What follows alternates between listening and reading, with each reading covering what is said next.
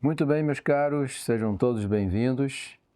Vamos dar início mais uma vez a um pouco do nosso estudo sobre a catequese tradicional, catequese da igreja, que é, vamos dizer assim, resumida no Catecismo de São Pio X e que já faz um tempo aí que a gente vem trazendo algumas ilustrações sobre esse tesouro que é a doutrina da igreja.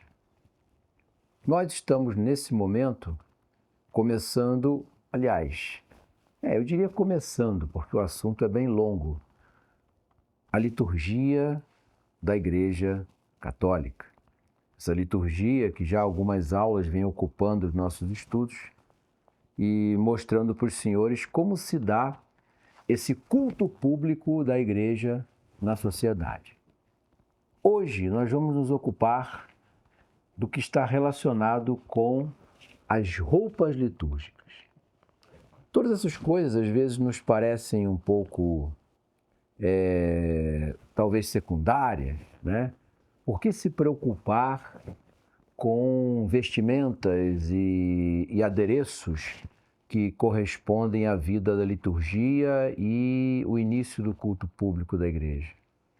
É porque tudo o que acontece na vida da igreja tem um objetivo de deixar claro para o homem o motivo pelo qual a liturgia existe: a salvação das almas. O objetivo último da igreja é esse, é salvar as almas. Só que as almas que serão salvas estão unidas a um corpo de pessoas que estão aqui na terra vivendo a sua vida, tentando alcançar o caminho do céu. Quando a igreja aqui foi constituída, ela não foi constituída para ser mais uma instituição do mundo para conviver junto com as outras. Ela vai conviver junto com as outras, mas com que objetivo? Levar as almas de volta para Deus. Então, tudo que a igreja faz nesse culto público tem que mostrar o tempo todo para o homem: olha, vocês têm que voltar para Deus. Por isso a preocupação com tudo que está em torno da liturgia, para que os homens, vendo a liturgia, entrando na liturgia, compreendendo a liturgia, possam mover as suas almas para Deus e receber desse culto público as graças e a força necessária para alcançar a salvação. Então, todos os atos da igreja, eles estão voltados para isso. O que está acontecendo ali naquele momento, e as pessoas devem, ao saber naquilo que é aparente das coisas que estão acontecendo, o caminho que leva todas elas para o céu. Então, quando nós hoje iniciarmos nossos estudos sobre as roupas litúrgicas, nós vamos ver que existe todo um porquê da igreja cercar os seus ritos dessa indumentária, desses objetos. E como isso foi se desenvolvendo durante os séculos e como a igreja foi formatando, cristalizando, lapidando todos esses objetos para chegar a uma forma o mais perfeita possível para representar a grandeza daquilo que eles estão fazendo no altar. Então, nesse mundo litúrgico da igreja, do culto público a Deus, a igreja foi colocando usos e costumes, e tais usos e costumes foram sendo, aos poucos, lapidados pela sabedoria da Igreja de Cristo, né? O quadro traz aqui 3 colunas principais de roupas e objetos litúrgicos. É claro que essas roupas aqui nem sempre se referem às vestimentas humanas, mas às vestimentas dos vasos e dos locais sagrados. É o que veste os cálices, é o que veste o altar, é o que veste a mesa de comunhão. Tudo isso a igreja se preocupou em fazer algo que seja destinado ao culto, ou seja, sagrado, separado. Essas 3 colunas que nós vemos aqui, elas trazem 3 tipos de vestimentas, né? São vestimentas que obrigatoriamente recebem bênçãos, vestimentas que não precisam de bênçãos, mas, por serem usadas no altar, criou-se um costume de abençoá-las também, mas elas, em tese, não precisariam ser benzidas para o uso que elas têm. E aqui, as roupas que serão usadas pelo sacerdote durante a celebração da Santa Missa. E é isso que nós vamos tentar entender na aula de hoje, tá? Então, esse grupo primeiro, nós vamos começar exatamente por ele, para entender para que servem, né? Então, esse primeiro grupo de roupas aqui, né, que vou chamar de roupas, tá? Mas eles são como que objetos e toalhas que serão utilizadas durante o culto, durante a vida da igreja e do culto público da mesma, tá?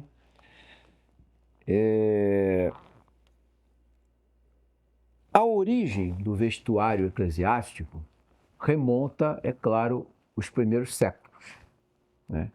Lógico, senhores, eu sempre falo isso. Nos primeiros séculos a igreja estava nascendo, a igreja estava sendo perseguida, a igreja tinha que realizar todos os cultos públicos ainda de início e era, claro, natural que não houvesse uma diferença entre a roupa do padre e a roupa do fiel. Por quê? Por um motivo muito simples. Como a igreja está sendo perseguida, eu vou facilmente identificar quem é o padre e quem é o fiel se houver sinais externos disso. Logo, os apóstolos, né, os discípulos dos apóstolos, os primeiros bispos, os primeiros padres, eles não tinham uma vestimenta na sociedade que era diferente dos cristãos. Por quê? Porque eles tinham que ficar disfarçados. Havia uma necessidade disso, né?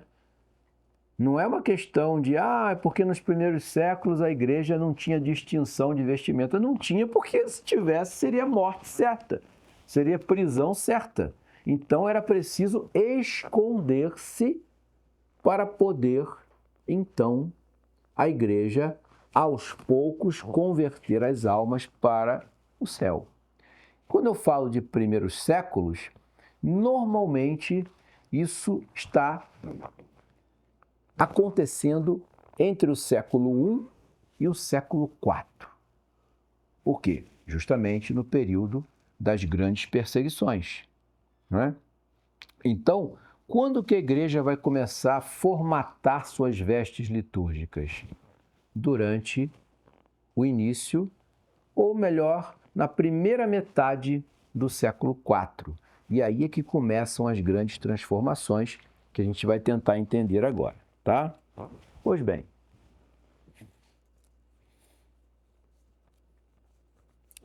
como era a roupa de um padre, de um homem nessa época?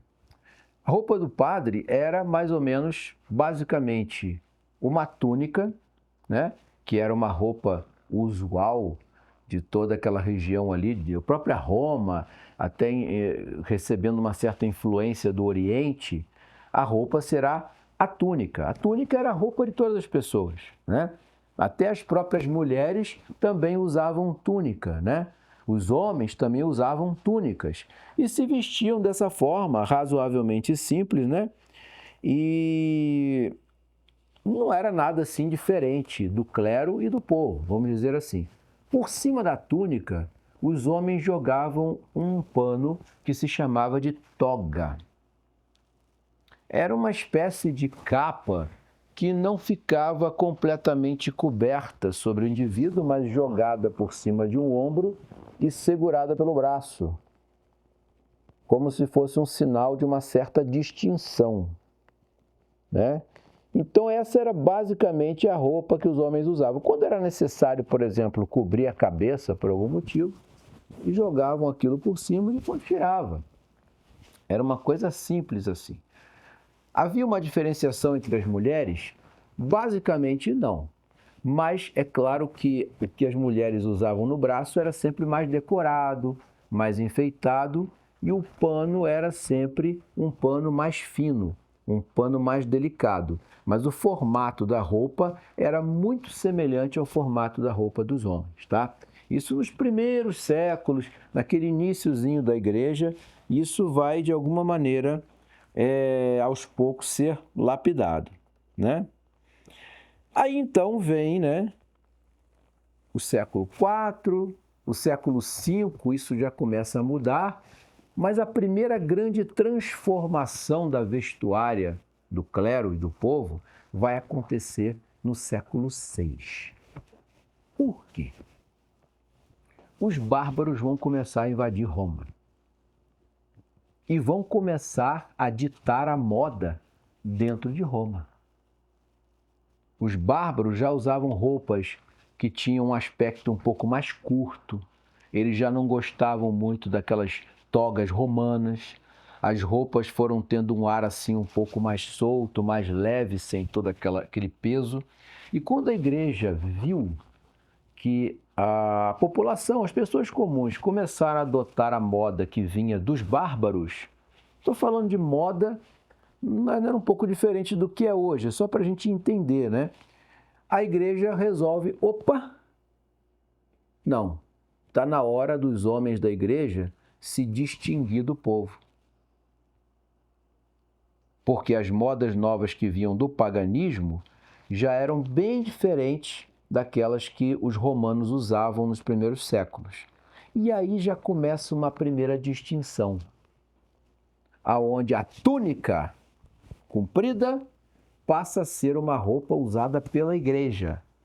E a população começa a usar uma vestimenta diferente, tá? Então aí já há uma certa separação, um certo ar de diferença. Por quê? O barbarismo que vinha ainda não estava completamente inserido numa estrutura cristã.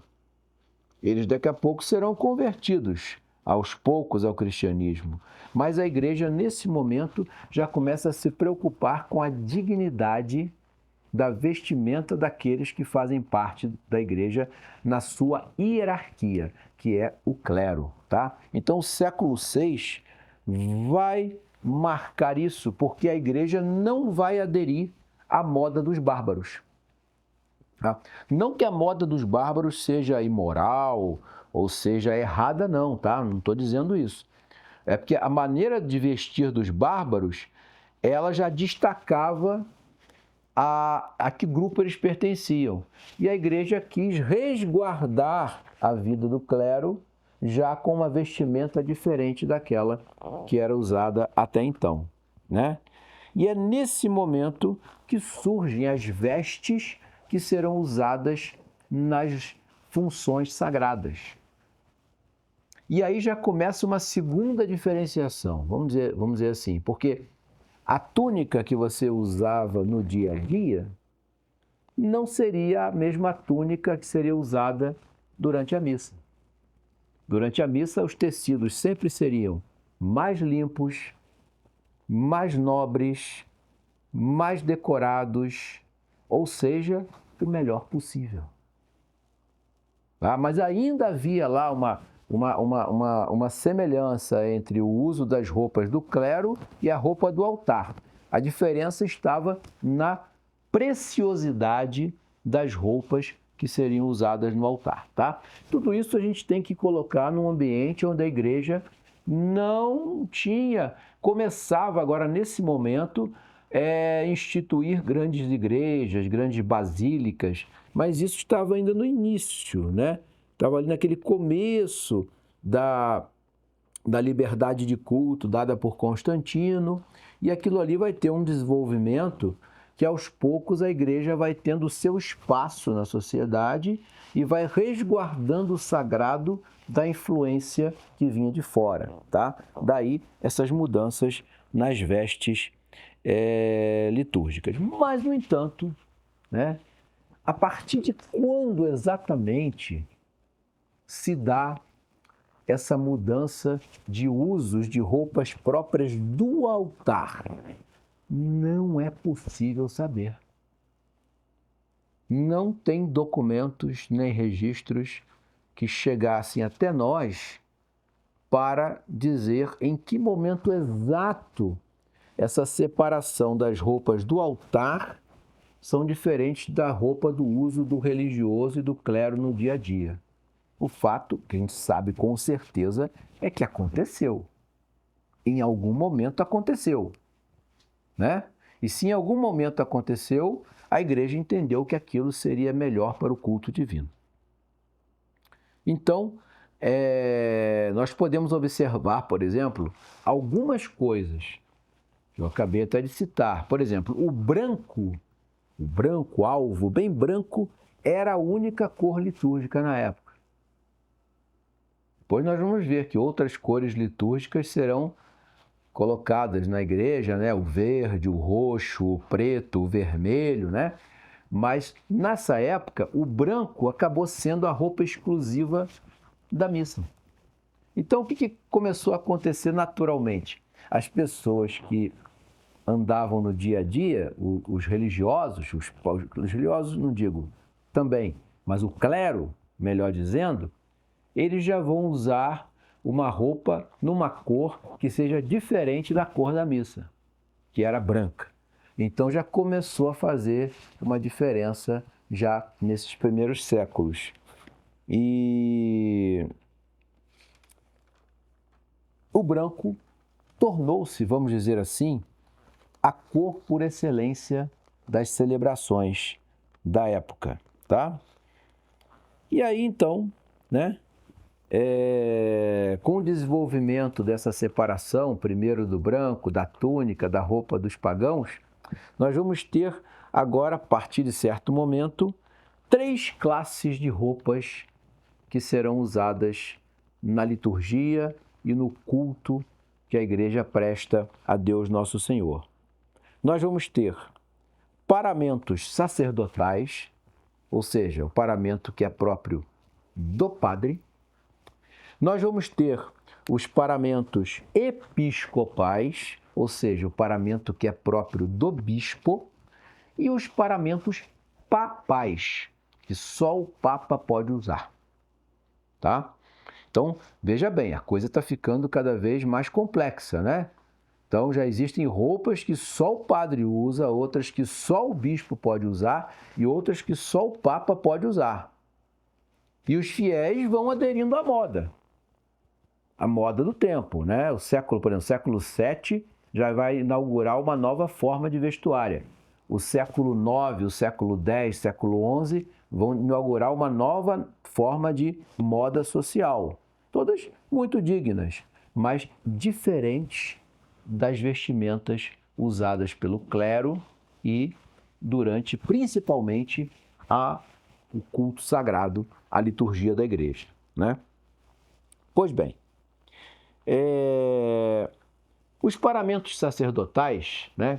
Esses paramentos que daqui a pouco nós vamos analisar, nós primeiramente vamos tentar mostrar que eles têm um porquê em toda a função, em todos os momentos da vida do padre durante a celebração da missa.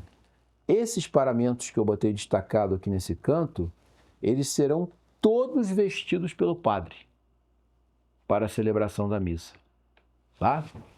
Essas roupas aqui são as roupas que serão utilizadas durante a missa, né? O corporal, por exemplo, né? O corporal é um pano que será aberto sobre o altar, aonde vai receber o corpo de Nosso Senhor Jesus Cristo. Por isso chama corporal, né?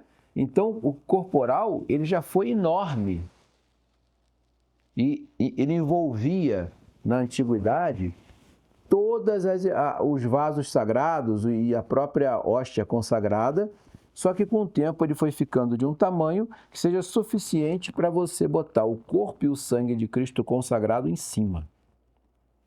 Tá? Então esse é o primeiro pano, que não é uma vestimenta, mas faz parte das roupas litúrgicas, tá?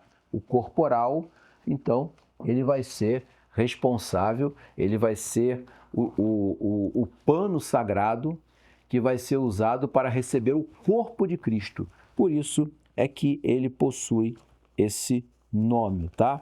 É muito importante a gente entender os porquês, e esses nomes eles nos ajudam muitas vezes a entender o culto divino. Pois bem,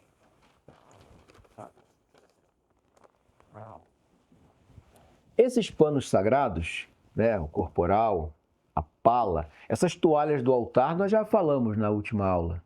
O altar ele tem que ter pelo menos 3 toalhas, uma por cima do altar, uma segunda toalha, uma terceira para proteger. Ela vai receber, é claro, as bênçãos necessárias, né? E a pala, ela também vai fazer parte dessa proteção, dessa guarda do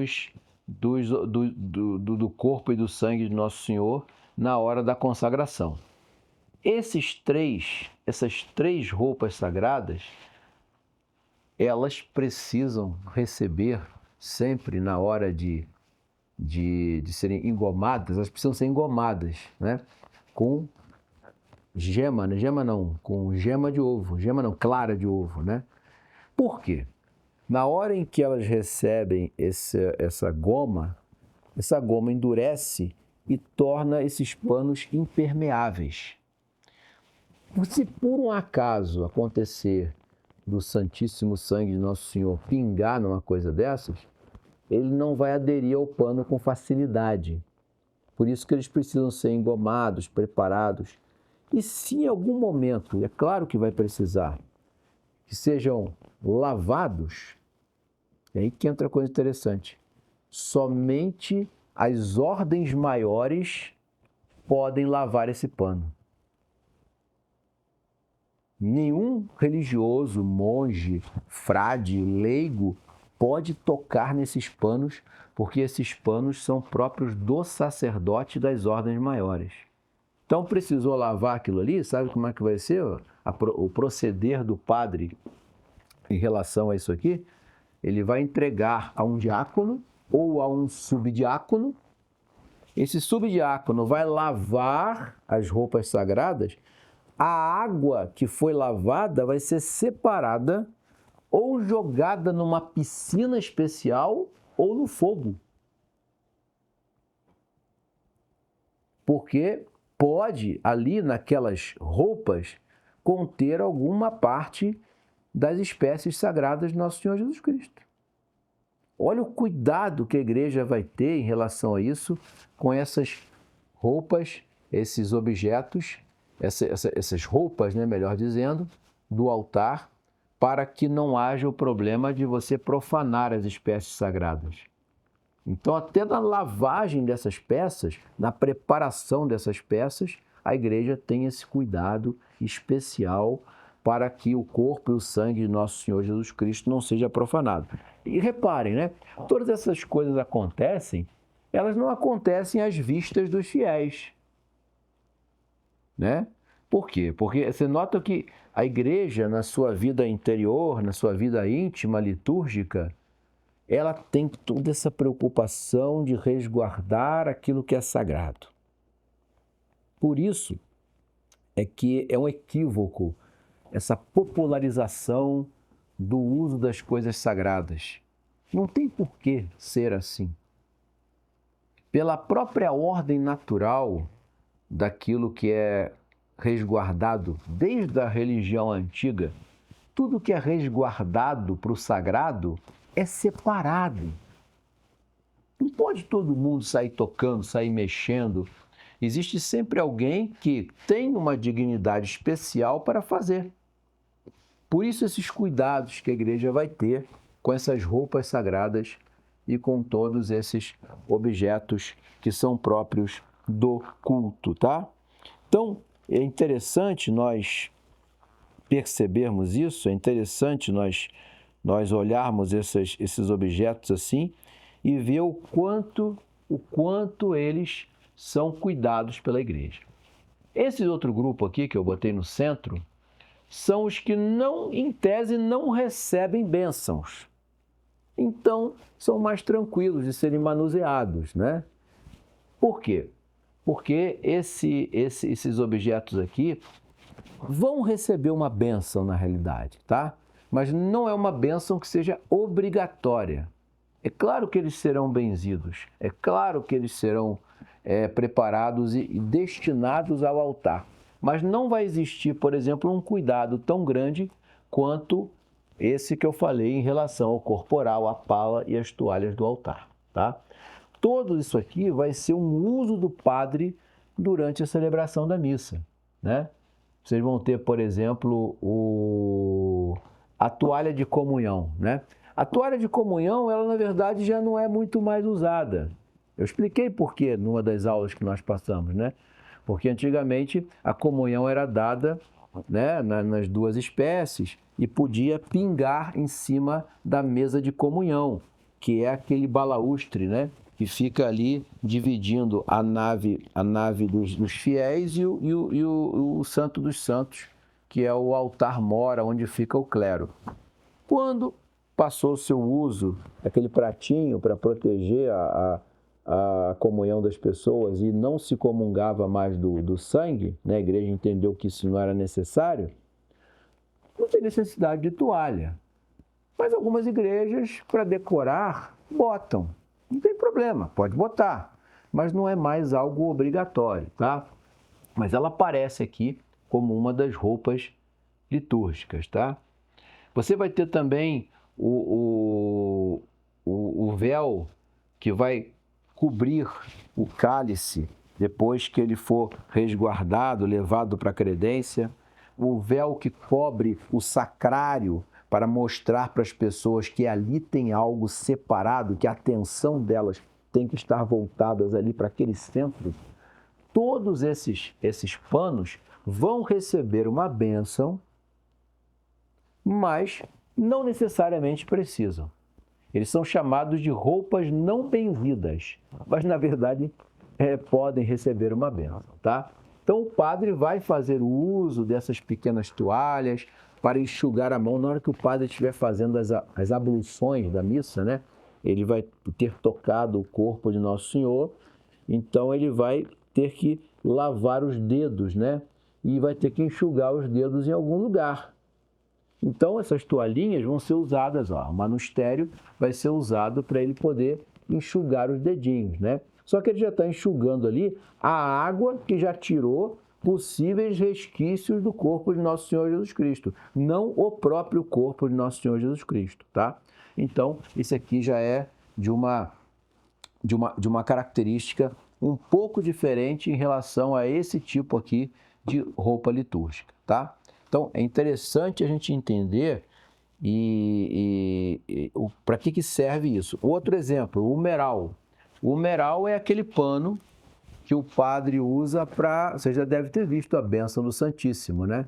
Na bênção do Santíssimo, o padre bota um pano por cima do ombro, nas mãos, e segura o Santíssimo para dar a bênção. Mas nas missas solenes, onde tem a presença do padre, o outro padre fazendo de diácono e o terceiro padre fazendo de subdiácono, o subdiácono vai ficar segurando o objeto litúrgico com o humeral, na terceira posição do altar de cima para baixo. Então, esse humeral, ele também é um pano que, em tese, não precisa de bênção, mas pode ser abençoado, tá? No decorrer da história da igreja, isso aqui foi sofrendo várias transformações. Em geral, cada pano desse era maior ou era de um formato diferente, e a igreja, com o passar dos séculos, foi lapidando o uso dessas coisas. É igual um diamante, tá? É uma coisa rica, mas que o valor dele aumenta conforme você vai dando a lapidação de um artista. É isso que a igreja fez com a liturgia, tá? Então, se a liturgia foi um dia um tanto diferente no passado, é porque a igreja foi dando a sua lapidação no passado dos séculos até se tornar um diamante perfeito e uma joia que deveria ser entregue aos fiéis, tá? Isso é muito importante da gente entender em todo o processo, em todo o momento de desenvolvimento da igreja durante os séculos, tá bom? Muito bem, meus caros. Vamos então aos paramentos litúrgicos, né? Os paramentos dos sacerdotes, principalmente, né? Que nós vamos começar a analisar. E aqui a gente pode destacar um pouco mais cada um deles para a gente entender, porque isso aqui é uma coisa que é mais visível aos fiéis. Isso aqui não é muito visível aos fiéis. Difícil ver essas coisas na hora da celebração da Santa Missa. Só se você for o acólito ali do lado, ou então você, por acaso, estiver num lugar privilegiado ali da missa, onde você tem uma visão do altar, mas mesmo assim o padre vai estar na frente, você não vai ter uma visão muito clara dessas coisas. Mas isso aqui já é possível a gente ter uma visão mais nítida disso na celebração da Santa Missa, né? Quais são, então, os paramentos do padre? O amito, a alva, o símbolo, o manípulo, a estola e a casula. Vamos ver cada uma delas para a gente entender como funciona esse sistema. Vamos começar pelo amito, né? Amito, na verdade, quase tudo na igreja romana tem origem no latim, né? Claro, por ser a língua da igreja.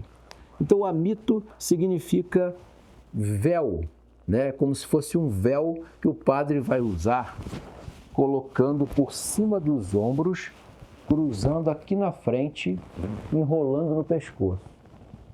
Da onde que vem isso, né? Isso vem lá das origens do cristianismo, aonde o padre, por uma questão de enfrentar o frio na hora da celebração da Santa Missa, ele protege o pescoço e o peito com um pano aqui por dentro. Inclusive, os soldados romanos usavam algo muito semelhante a isso. Era um pano branco que cruzava a garganta do padre, assim, fechado aqui. É o amito, né? Então, o uso passou a ser tão constante da liturgia que a igreja acabou colocando ele como uma vestimenta litúrgica que o padre vai colocar por cima dos ombros, passando na frente e pegando o pescoço. Tem uma simbologia isso. Não é mera... É claro que hoje não é mais para proteger do frio. Isso era na origem dessa roupa, né? Com o passar do tempo, isso passou a ser um símbolo de proteção contra as investidas do demônio na pessoa do padre enquanto celebrava a missa. É como se fosse uma couraça de proteção. O padre vai se proteger espiritualmente usando o amito por cima do peito, por cima do ombro e nessa região aqui. Então, é o primeiro uso, primeira roupa, né? A primeira vestimenta que o padre vai usar, vai se preparar para a celebração da Santa Missa, tá? A adoção dele como um objeto, como uma roupa litúrgica definitiva, é no século VIII. Tá? Antes disso, não era completamente usual, mas a partir do século VIII se tornou regra dentro da igreja. Tá? A segunda roupa, a alva, né? A alva, na verdade, nós já falamos dela. Era a túnica. Se lembra da túnica? Que no início todo mundo usava, depois só o clero passou a usar, e agora vai ser uma roupa exclusiva para a liturgia. E o nome já está dizendo, alva, ela é branca, né? A roupa litúrgica, então, que o padre vai vestir por cima da batina, tá? Por cima do hábito, será a alva. Eu digo isso porque, às vezes, os padres gostam de aquilo ali, a roupa religiosa do padre não substitui a alva, tá? O padre, ele quando for celebrar a missa, por cima das vestes religiosas dele, ele vai botar a alva para a celebração da Santa Missa, tá?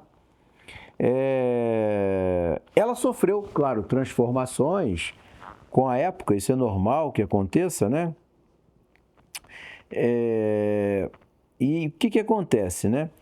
Ela, em alguns momentos, ela foi um pouco mais curta, às vezes foi um pouco mais longa, né? Mas o fato é que a igreja lapidou a alva como sendo uma roupa que tem que bater no calcanhar.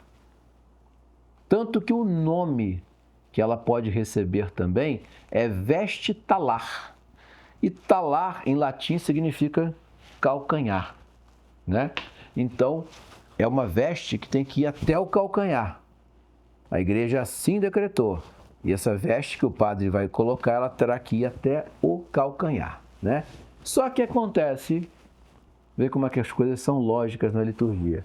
O padre às vezes é magrinho, às vezes é baixinho, às vezes é gordinho. E aí nem sempre a alva cai exatamente como o padre precisa usar com a dignidade que a liturgia pede. Então, ele vai fazer uso do símbolo. O que é o símbolo? É uma corda que ele vai amarrar aqui na cintura para equilibrar o tamanho da alva. Então, no início, lá nos primórdios, era para isso. Só que a igreja entendeu que aquilo ali também tinha um valor litúrgico muito grande, porque a corda que o padre vai amarrar na cintura tem dois significados importantes. O primeiro é proteção e guarda da castidade. Não sei se vocês sabem, mas existia uma relação entre os rins e a castidade na antiguidade. Quando se dizia assim, né? O cristão deve guardar os rins. Significa guardar de onde vem a castidade. Então, essa região aqui era uma região associada à guarda da castidade. Então, esse símbolo seria uma proteção para a guarda da castidade do padre. E também seria uma lembrança do instrumento que Nosso Senhor foi amarrado e também chicoteado durante a sua paixão.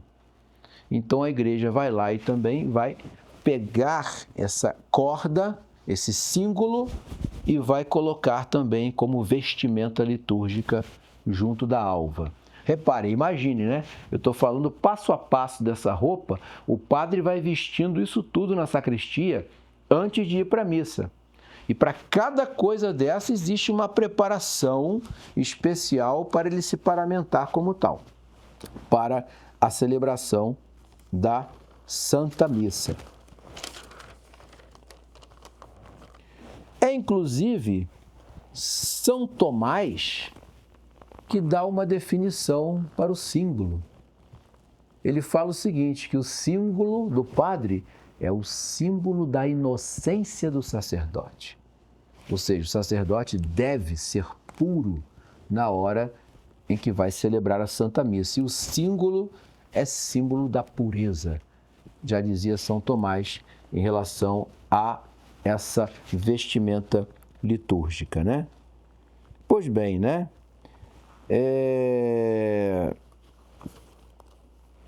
Feito isso, o padre então vai fazer uso do manípulo. Ora, o manípulo é que é a coisa mais interessante, né? Como que surgiu o manípulo na antiguidade? O amito era para proteger do frio. Já o manípulo era do calor. Como assim? O padre, ao celebrar a missa, vocês sabem que Roma, no inverno, é um frio de matar. E no verão, é um calor de derreter. Roma é assim, né? O verão de Roma é 42 graus, às vezes é mais quente que o Rio de Janeiro. Tá? Então, o padre, às vezes, nessa hora de celebrar a missa, o suor descia. Então, no braço esquerdo, ele botava um pano que serviria para enxugar o suor durante as celebrações litúrgicas, né? E é claro que, com o tempo, aquilo começou a ganhar um adorno no braço do padre, né?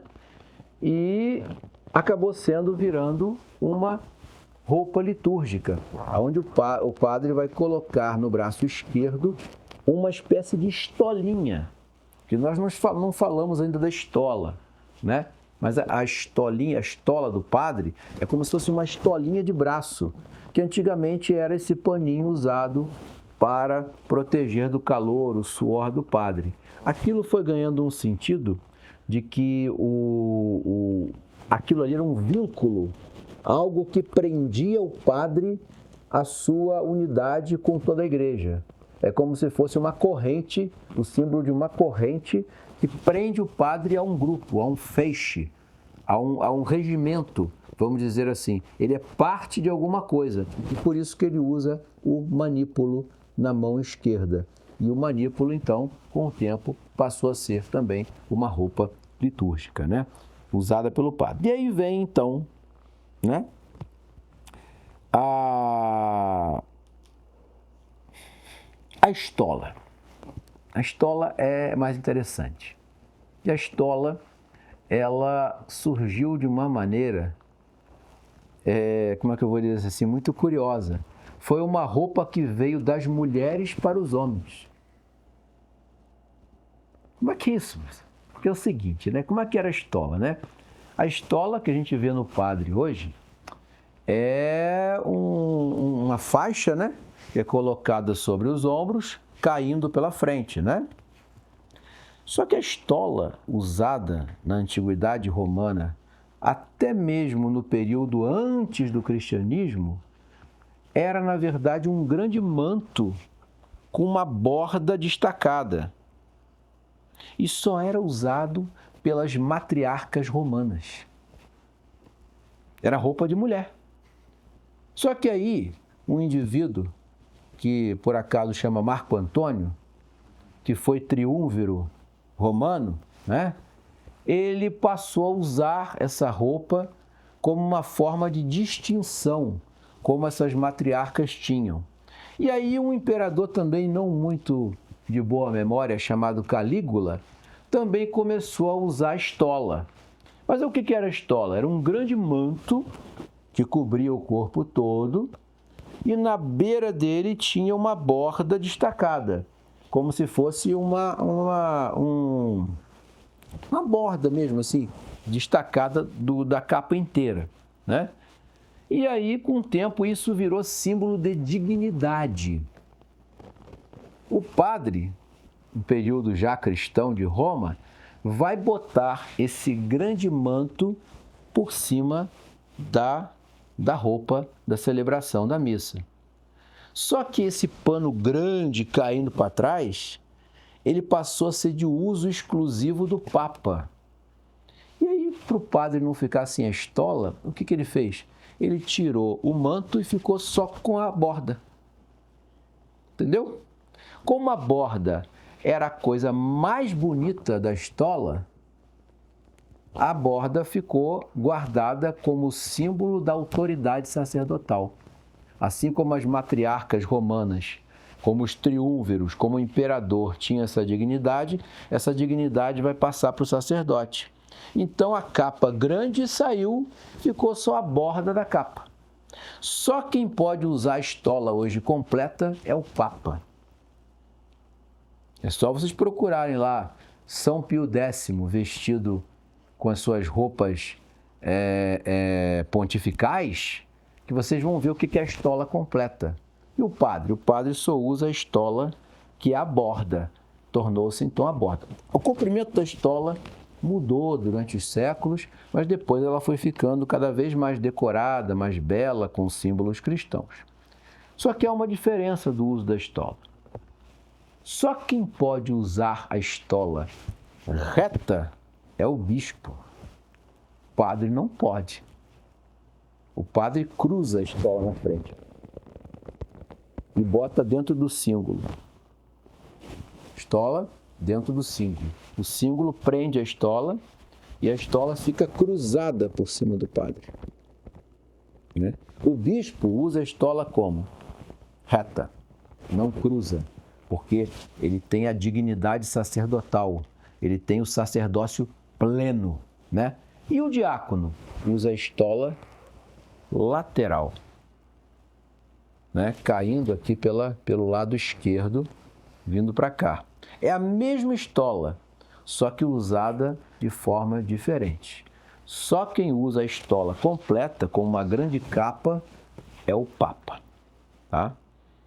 Bispo, estola reta. Padre, estola cruzada. Diácono, estola lateral. Né? A igreja foi entendendo que dava uma diferença nas dignidades que esse clero possuía durante as celebrações litúrgicas, tá? E por cima disso tudo, a casula. A casula é interessantíssima, né? Porque a casula foi uma das vestimentas eclesiásticas que mais acompanhou a moda da igreja. Ué, mas existe uma moda na igreja? No sentido bom da palavra, existe, né? Vocês sabem que existem casulas góticas, casulas romanas, casulas equivalentes às roupas da antiguidade, casulas mais modernas, mas todas elas são o quê? É uma grande coberta, né? Com uma abertura para entrar a cabeça do padre, aonde ele coloca por cima disso tudo. Então você vai ter, por exemplo, a casula romana, ela é mais ou menos assim, né? Imagina o que eu vou desenhar aqui, de dois lados, né? Virado para lá e virado para cá, né? Aí você tem a casula romana, aí você tem uma cruz aqui assim, né? Normalmente a cruz, né? Você tem lá a casula romana. E a casula gótica? A casula gótica, ela já parece um lençol mesmo, assim, ó, grande, né? Vai até lá embaixo, assim. Mal desenhada, eu desenho mal. Mas ela é uma grande, ela é larga, ela é grande, ela é esvoaçante, né? E tem também símbolos, né? Às vezes o símbolo do poder que vem de Deus, tal, pode formar uma cruz, pode ter desenhos aqui, pode ter cruzes, né? Não tem problema algum. Ela vai ser usada pelo padre por cima de todas essas vestimentas aqui presentes na Santa Missa. Depois que o padre tiver totalmente paramentado, aí ele está preparado para entrar no altar e oferecer o sacrifício. Então, cada uma dessas coisas tem um significado, tá? A igreja não usa essas coisas de forma leviana. E essas coisas têm o seu significado próprio. A estola, é curioso, que em alguns momentos ela é chamada de objeto roçante. O que seria isso? Uma coisa roçante é uma coisa que te arrasta. Então, o sentido da estola é ser o objeto que arrasta o indivíduo para dentro da igreja. Rito do batismo. Vamos relembrar? O que o padre faz com a criança que está sendo batizada? O rito começa na porta da igreja e ele entra na igreja com a estola puxando a criança, no colinho dos padrinhos, né? Mas o que? A estola, ela tem esse sentido de arrastar, puxar, prender, né? Então, por isso que a igreja consagrou isso durante os ritos sagrados. E é claro, né? O símbolo da estola, assim como a casula, é o jugo de Cristo que é levado pelo padre. Quando o padre cruza a estola na sua frente, é a cruz de Cristo sendo levada por ele para o altar. E o bispo não tem porquê, porque o bispo já está num sacerdócio pleno. É aquele que vai ordenar outros padres e sagrar outros bispos, né? E o diácono não tem ainda totalmente, porque ele ainda está numa fase anterior ao sacerdócio. Então, por isso que ele tem a estola diferenciada, tá? E a casula, ela tem um sentido mesmo parecido com a estola, que é levar o jugo, levar um peso, levar uma dignidade, carregar como eu vou dizer, uma grande honra, que será oferecer o sacrifício pelos fiéis a Deus nosso Senhor. Senhores, reparem, tudo isso a igreja vai formatar para a grandeza e a amostra da liturgia. Tá? Existem inúmeras outras coisas. Por exemplo, a dalmática. A dalmática é nas missas solenes como se fosse a casula do diácono, né? A dalmática, ela tem esse nome porque a região onde essa roupa era usada era na região da Dalmácia, que equivale hoje à Croácia, Montenegro, Bósnia e Herzegovina. Essa região, no século II, foi dominada pelo Império Romano. E ali os romanos pegaram a roupa dos dálmatas e levaram essas roupas para dentro do Império e acabaram sendo roupas litúrgicas pela sua beleza, pela sua grandeza, pela sua dignidade. A dalmática é uma espécie de casula com uma proteção em cima do ombro, mas não é casula, é a dalmática usada pelo diácono, tá? E outras coisas vão ter também, por exemplo, o barrete do padre. Por que o padre usa um chapéuzinho na cabeça? Será que é para enfeitar o padre? Não. É porque na antiguidade os clérigos entravam no altar com a cabeça coberta, com a toga. Essa toga era muito trabalhosa de você mexer e acabou sendo substituído pelo solidel. Outra coisa que nós também poderíamos ter falado, né? Que é um símbolo de consagração do indivíduo a Deus. Quando o bispo, né, que usa o solidel na cabeça, ele vai para o sacrifício, na hora do cânon da missa, o que ele faz? Ele tira o solidel da cabeça. Porque ali, ó, ele está diante de Deus completamente, tá? Então, tem o solidel, tem o barrete do padre, tem o chapéu cardinalício, tem a capa cardinalícia, mas é claro que nós fôssemos falar de todas essas coisas, né? A aula sobre as roupas litúrgicas nunca terminaria. Mas eu quero encerrar nossa aula hoje dando, de alguma maneira, um porquê disso. Porque para muita gente pode parecer bobagem. Tem gente que defende, isso é uma besteira. Para que ficar se preocupando com pequenas coisas, com material a ser usado? Por exemplo, as roupas desses panos litúrgicos, eles só podem ser linho ou cânhamo. Não pode ser outra coisa. O cânhamo é uma espécie de linho, mas um linho com um trançado mais aparente. Você olha para o cânhamo e você vê os trançados do tecido. Do linho você já não consegue ver com tanta exatidão. Então, por que há tanta preocupação disso?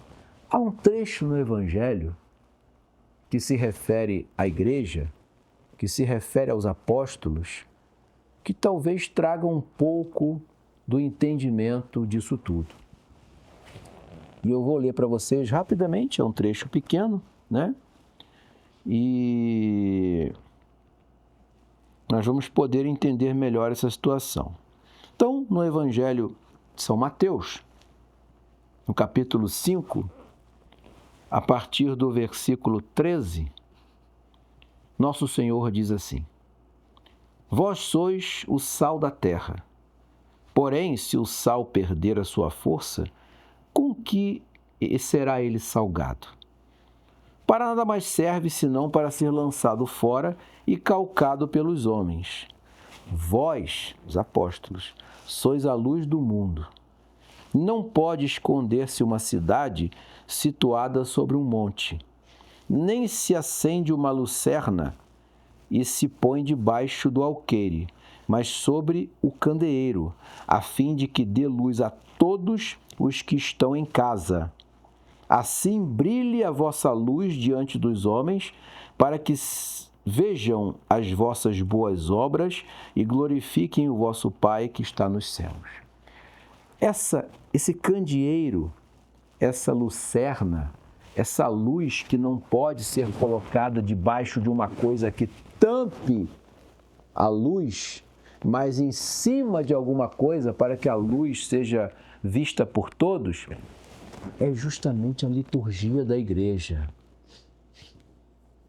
É por isso que a igreja se preocupa com essas coisas visíveis, para que os homens vejam a luz dela, para que os homens vejam no mundo em que nós vivemos, aonde está a igreja.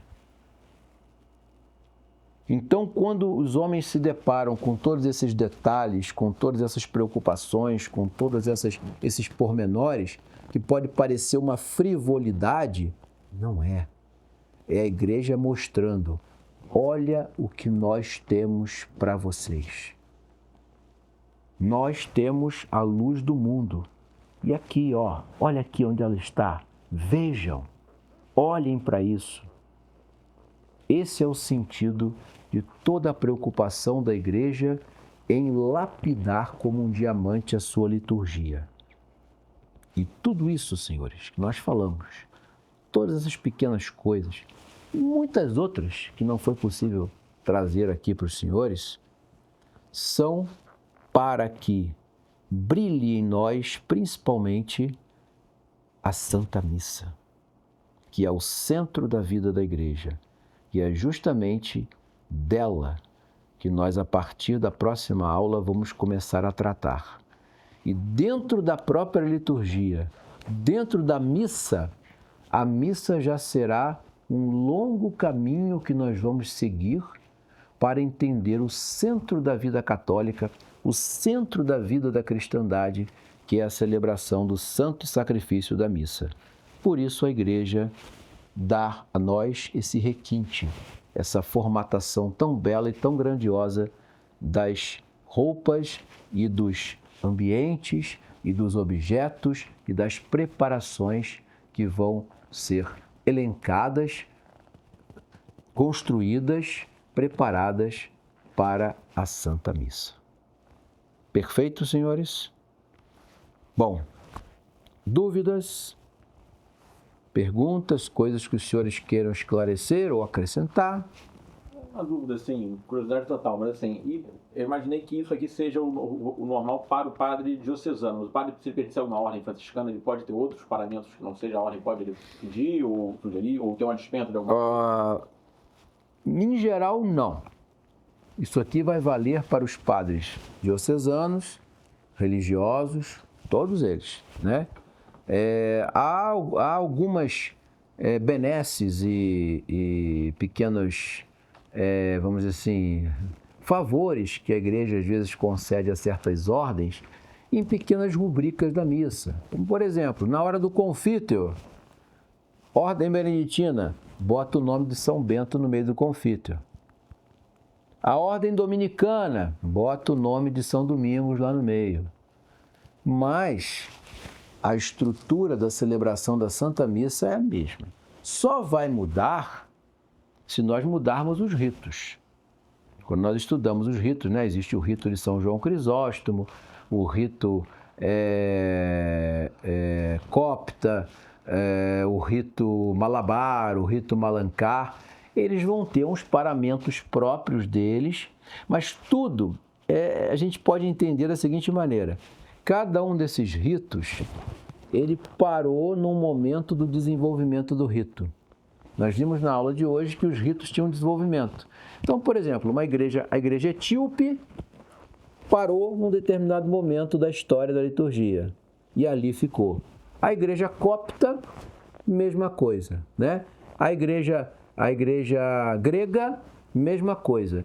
E o rito romano foi aquele que deu essas transformações nos ritos dos passados séculos, a missa romana, a missa de São Pedro e São Paulo, a missa de sempre, e deu essa formatação final, vamos dizer assim, depois do século XVI. Mas e todos esses ritos, se nós observarmos num ângulo geral, vai ser muito semelhante a isso aqui, com pequenas diferenças próprias de cada rito, tá? Mas, por exemplo, um franciscano subiu ao altar para celebrar a missa, amito, alva, símbolo, manípulo, estola e casulo. Sobre o hábito franciscano. Tá? Isso aí não dá para fugir. Existe uma uniformidade para isso na hora das celebrações. Eu sei que existem clérigos que costumam inventar coisas além disso, né? Mas eles vão estar violando regras litúrgicas, né? Que eles sabem muito bem que não podem ser violadas. Ok? Existem também, senhores, os paramentos dos bispos, né? O bispo tem uma dignidade diferente, né? Então, você vai perceber, por exemplo, que o bispo, ele usa a cruz peitoral, né? Que é ele leva o jugo da cruz, ele é um sucessor dos apóstolos. Ele vai receber a mitra. A mitra, na antiguidade, era só uma faixa que ficava na cabeça do bispo, que era amarrada aqui atrás e os cordões caíam. Hoje a gente olha a mitra do bispo e vê aquelas duas coisas caindo por trás assim, não tem? Aquilo ali é um resquício do antigo cordão. E hoje a mitra tem um sentido de autoridade, é quase como se fosse uma coroa, tá? Uma autoridade. O bispo usa o báculo, né? O báculo curvado para frente, sinal de autoridade sobre um local. O Papa não usa o báculo curvado, o Papa usa o báculo reto, porque a autoridade do Papa não é sobre um local, é sobre a humanidade inteira. Mas nós sabemos que no passado, alguns papas usaram báculo torcido para frente, demonstrando a autoridade deles sobre a diocese de Roma. Tá? Então, o báculo também é um outro símbolo que só o bispo pode usar. O caso do abade, né? O abade também usa um báculo, só que o báculo do abade é retorcido para dentro. O báculo do bispo é retorcido para fora. Ou seja, poder sobre um local. Poder do abade, poder interno. Tudo isso tem uma simbologia que a igreja foi lapidando no passar dos séculos, tá? O anel do bispo, por exemplo, é o anel que representa também a autoridade. O bispo também usa luvas, né? Olha quanta coisa a gente poderia estar falando, né? Por exemplo, né, quando no passado havia um pano que o bispo usava sobre a coxa, quando sentava no seu trono, chamado gremial. Ora, Pio XII acabou com o gremial, porque ele falou, não, se o gremial tinha o intuito de não sujar a coxa, os paramentos do bispo, o bispo já tem a luva, então a luva já protege. Então Pio XII tirou o gremial. Mas essas roupas litúrgicas a igreja foi, então, dando e favorecendo para a grandeza e para o brilho da liturgia. Ou seja, a candeia tem que estar acesa. O brilho da igreja não pode estar ocultado por coisas feias, por coisas de pouco valor, por coisas mundanas, por músicas que não são músicas que elevam a alma do indivíduo. Tudo na igreja tem que ser essa luz acesa mostrando para os homens, olha, a salvação está aqui. Perfeito, senhores? Mais alguma coisa que vocês queiram? Então, acho que por hoje é só. Podemos encerrar com uma oração. Nosso auxílio está no nome do Senhor, Pai, do Filho e do Espírito Santo. Amém. Gostou dessa aula? Quer assistir à próxima? Ela já está disponível para você. Entre para membros.centrodombosco.org.